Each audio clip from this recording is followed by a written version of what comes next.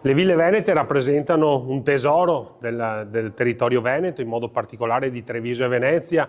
Abbiamo degli esempi architettonici davvero fantastici che sono un'attrazione a livello mondiale per gli appassionati di bellezza, di cultura e anche per i progettisti che ritrovano in queste realizzazioni l'ispirazione, per esempio, dell'Andrea Palladio. E quindi noi dobbiamo avere la consapevolezza del patrimonio che abbiamo nel nostro territorio, dobbiamo valorizzarlo, dobbiamo custodirlo e dobbiamo anche fare una grande operazione di marketing per far conoscere a tutto il mondo questa che è una nostra caratteristica. Noi ci lavoriamo insieme tra comuni e insieme alla Regione Veneto perché il patrimonio delle ville venete sia sempre più un traino anche turistico per i nostri territori.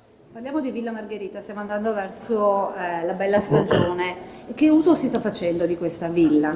Beh, anche Villa Margherita rientra tra quel vastissimo patrimonio di ville venete, tra l'altro immersa in un parco, il parco di Villa Margherita, che è davvero straordinario, uno dei parchi più belli a livello nazionale. Oggi lo stiamo utilizzando attraverso dei progetti sociali in modo tale da consentire di vivere questo patrimonio a tutte quelle persone che magari stanno vivendo temporaneamente delle difficoltà o convivono con delle disabilità. Però mi piace l'idea che tutte le persone possano godere del parco e della Villa Margherita.